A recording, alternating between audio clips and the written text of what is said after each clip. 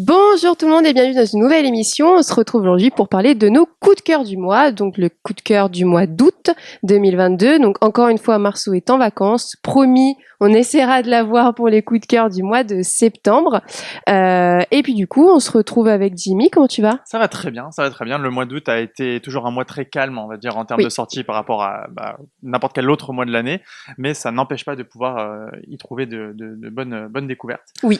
Et c'est le cas ce mois-ci C'est aussi. ça, c'est ça. C'est vrai qu'il n'y a pas eu énormément de nouveautés. Là, c'est arrivé un peu en fin de mois, donc on n'a pas Ouais, eu le temps de tout lire. Moi, j'ai un peu triché sur mon coup de cœur, mais pas toi. on va y venir. Alors du coup, vas-y, présente-nous Eh ta bien, lecture. ok, je commence avec plaisir. Donc, l'album dont je vais vous parler, c'est celui-ci qui s'appelle Billionaire Island. On est sur de l'indé. C'est sorti chez Urban Comics. C'est écrit par Mark Russell et dessiné par Steve Pugh ou Pugh, je ne sais pas comment ça se prononce. Peu importe. En gros, l'histoire, c'est une sorte c'est de l'humour noir un peu dystopique ou en gros, enfin, dystopique et encore le terme est peut-être limite plutôt une sorte de réalité qui approche à grands pas malheureusement. En gros, dans cette histoire, les milliardaires, les multimilliardaires du monde, pour échapper à la crise qui en fait ne leur semble pas inconnue. C'est-à-dire que là, dans cette histoire-là, les milliardaires ne disent pas non, non, le changement climatique ça n'existe pas, la pauvreté ça n'existe pas. Ils savent très bien que ça existe en fait, sauf que ils en ont rien à foutre et ils vont tout simplement se construire une île artificielle au milieu de l'océan pour y vivre et pour passer des jours heureux. Donc en gros, ils dépensent des milliards et des milliards pour se créer leur petit cocon avec leur personnel, leurs serviteurs, voire limite leurs esclaves, Hmm. euh, pour vivre comme ça en autarcie, loin des problèmes du monde. Donc c'est extrêmement cynique, vous vous en doutez, c'est beaucoup d'humour noir, et en fait dans cette histoire on va suivre deux protagonistes, on va suivre une journaliste qui veut essayer de tout dévoiler au monde, puisqu'en fait le monde n'est pas au courant de cette île artificielle, qui s'appelle Billionaire Island.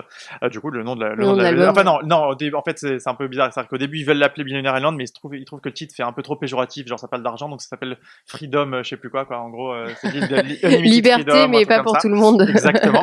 Et en fait, et on va suivre du coup cette journaliste qui va se retrouver bloquée sur l'île, mais également un gars qui cherche juste à venger sa famille qui a été tuée par une des grosses entreprises qui finance cette île. Et donc, il essaie de buter un à un tous les responsables de plusieurs drames qui se passent à travers le monde. Et en fait, ça fonctionne trop bien. Ça fonctionne vraiment bien. C'est-à-dire que le but n'est pas de proposer une histoire qui soit alarmiste sur le futur. C'est juste que l'histoire est un peu cynique, un peu désemparé, impuissant, en C'est train de un dire fait voilà, dès le début, voilà, quoi. on sait d'avance que y a des milliardaires sur Terre et qu'avec tout leur argent, ils se contentent juste d'améliorer leur confort personnel plutôt que de sauver le monde. Et voilà que pourrait ressembler une version exagérée de leur égoïsme en quelque Hmm. sorte. Ce que moi j'ai trouvé extrêmement intéressant, c'est que plus j'avançais dans l'histoire, plus j'y voyais, sachant que c'est une histoire en un seul tome, hein, c'est un récit complet. J'y voyais un parallèle énorme avec une œuvre majeure de la scène indépendante qui est Transmétropolitane Ah de oui, Warren Ellis, qui se passe pour le coup loin dans le futur. Là ici on est en 2040, on est que vraiment, c'est censé dépeindre un petit peu le futur vraiment proche. Transmétropolitane, on est beaucoup plus loin dans le futur, sauf que le futur dans Transmétropolitane qui est beaucoup plus déformé du coup, beaucoup plus extrême dans ses inégalités, dans sa perdition de l'humanité. En fait, là, en lisant Millionaire Island, j'ai eu l'impression de lire un préquel à Transmétropolitane. Il y a beaucoup de ok. choses. Je peux citer qu'un seul exemple, par exemple, là, dans cette histoire-là, pour montrer vraiment le côté complètement taré des millionnaires, des milliardaires. Ils ont des restaurants sur l'île où on ne sert que de la nourriture à base d'animaux en voie de disparition. Donc, tu peux D'accord. bouffer du dauphin, de l'orang-outan, ce genre de trucs.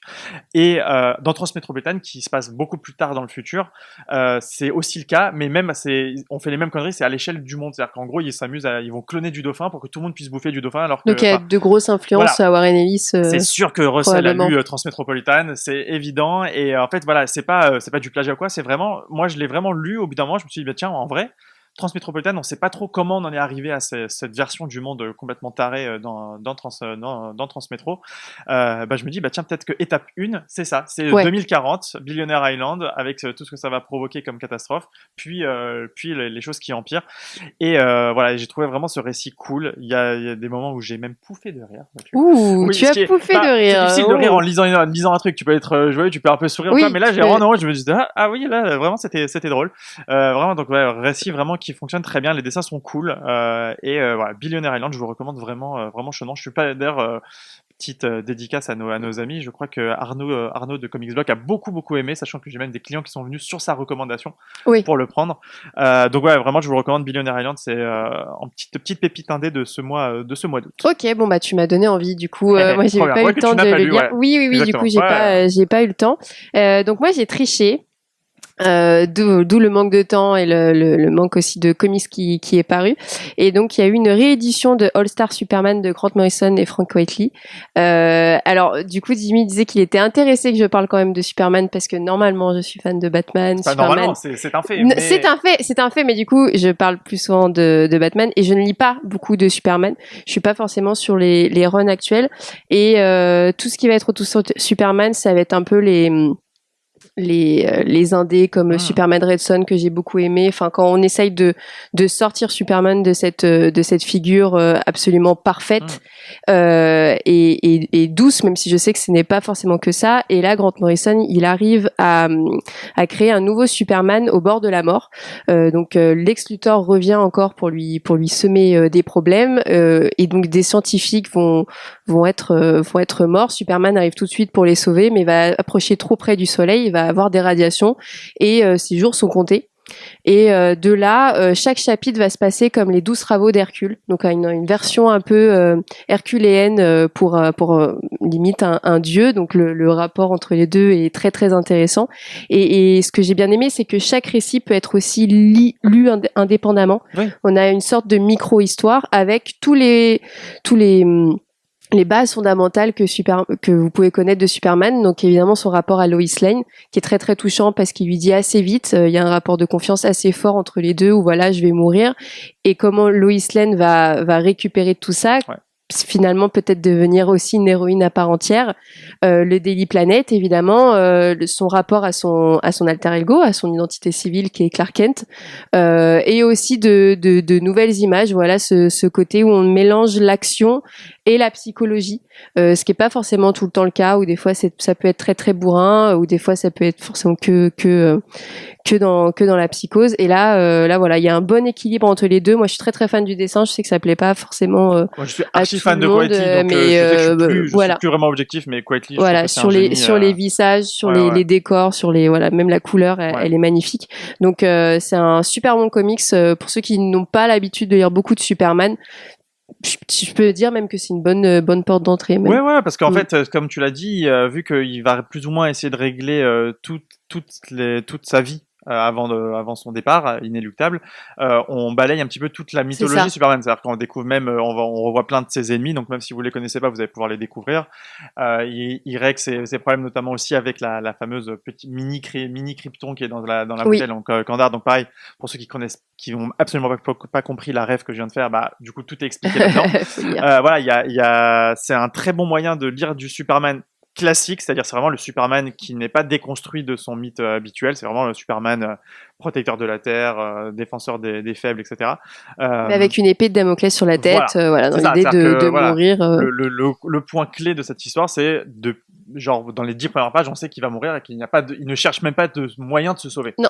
C'est ça qui est intéressant. Il sait que c'est fini, il sait qu'il va tirer sa révérence, mais comme c'est Superman, il va absolument que tout soit parfait une fois qu'il sera parti, quoi. C'est ça, donc il va essayer de régler un maximum de problèmes et donc du coup de sauver des vies, ou en tout cas dans les 12 chapitres d'essayer de rétablir quelque chose pour partir en paix d'une certaine manière. Donc ça correspond à l'image qu'on a de Superman et en même temps ça le permet de le développer encore plus dans chaque chapitre, ou pourquoi il essaye, quel est le but en fait, quelle est sa quête si finalement il sait qu'il va mourir. Voilà, c'est ça.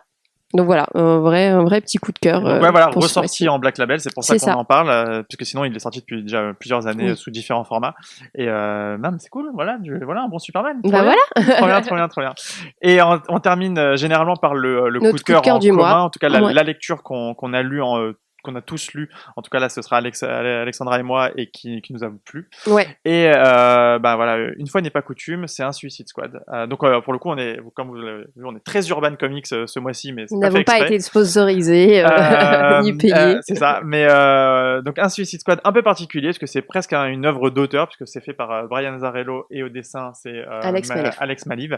J'oublie tout le temps son prénom. Maliv, c'est pas si compliqué que ça.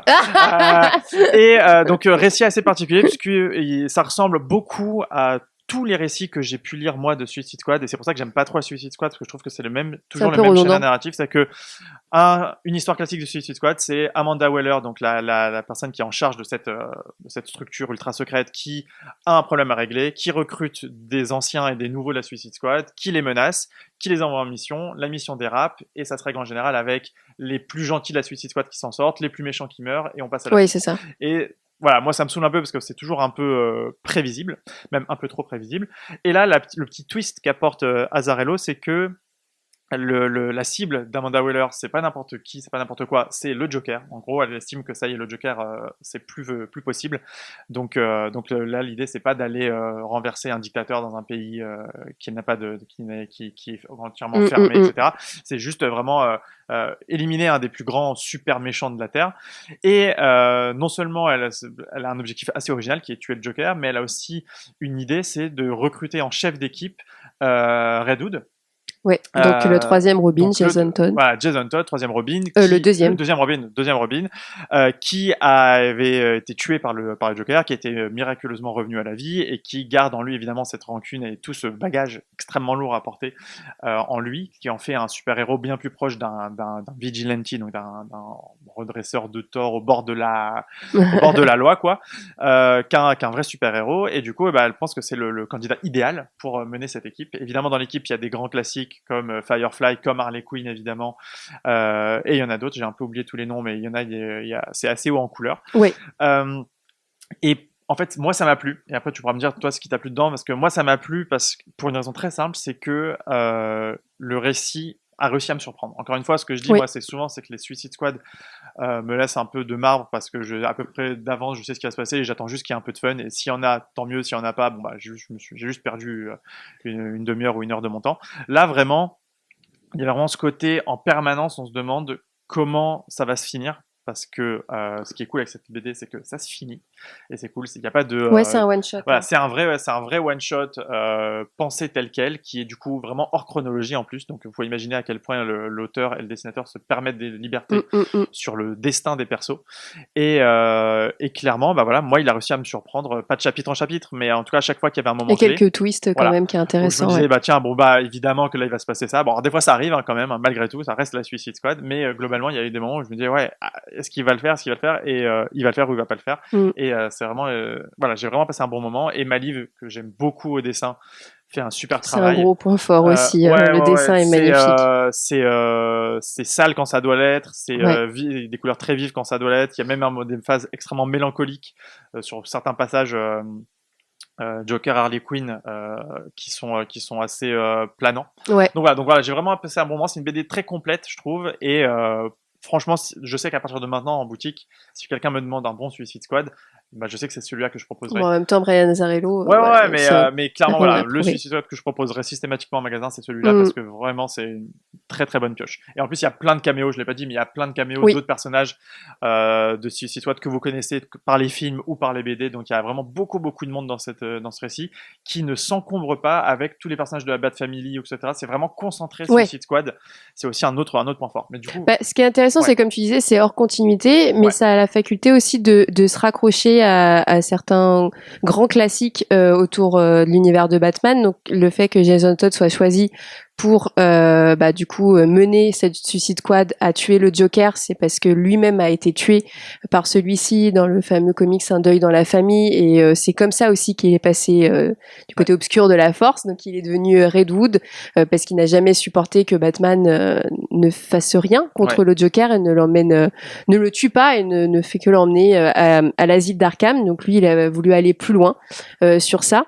Et en fait, on voit toute cette mélancolie, toute cette douleur que Jason Todd a, et je trouve ça intéressant parce qu'il est souvent un peu oublié. En tout cas, il y a eu quelques récits sur lui, et puis même que ce soit lui qui soit le meneur d'équipe et qu'il comprennent que finalement il ne peut plus être que solitaire.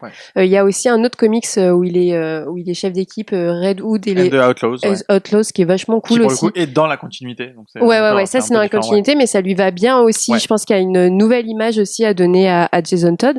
Et puis aussi dans cette continuité, la relation entre Harley Quinn et le Joker, elle est pas pour rien aussi dans cette bande-là. Elle est aussi pour essayer plus de comprendre. Elle est la première aussi qui connaît par cœur le clown. Et voilà, moi j'étais assez surprise de voir un peu d'émotion dans des récits de Suicide Squad qui ont l'habitude d'être juste bourrins Ouais, c'est ça. et beaucoup d'action. Et là, on Ouais. a des moments vraiment de discussion, de tête à tête, de profondeur, qui donnent une vraie valeur ajoutée finalement à cette lecture-là. Ouais, donc vraiment voilà, je suis en vrai, je suis le premier surpris d'avoir aimé cette BD Ouais.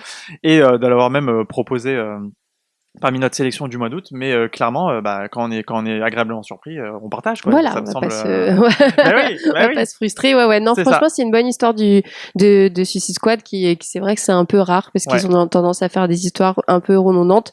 Et comme tu disais, le dessin est juste magnifique, les planches, le découpage. Ouais. Voilà, c'est aussi une très belle œuvre à regarder et c'est aussi pour ça qu'on lit des comics, donc faut Et pas oui. l'oublier. Donc voilà, donc vous pourrez trouver ces BD et toutes les autres qu'on a évoquées, et bien sûr même celles que nous n'avons pas évoquées en magasin, sur le site comicscorner.fr. On se retrouve de toute façon pour un autre coup de cœur du corner à la fin du mois de septembre, Oui, c'est ça. qui est un mois autrement plus chargé en nouveautés, donc ce sera un peu plus dur de choisir, Ouais, mais on va on se va y battre. arriver. N'hésitez pas à nous faire des suggestions sur vos lectures passées et vos envies futures. N'hésitez pas à nous dire voilà, s'il y a des comics, des trucs qui sont sortis ou qui vont sortir que vous avez envie que nous présentions. Vous avez peut-être vos propres coups de cœur ou vos propres ressentis sur ce qu'on a présenté. Et je pense qu'on a fait le tour. Donc, Bah, on vous dit à bientôt. à très N'hésitez pas bientôt. du coup à commenter, liker. Bon, bref, vous connaissez tous les C'est trucs de ça. YouTube. Et à bientôt en boutique. Au revoir. Ciao.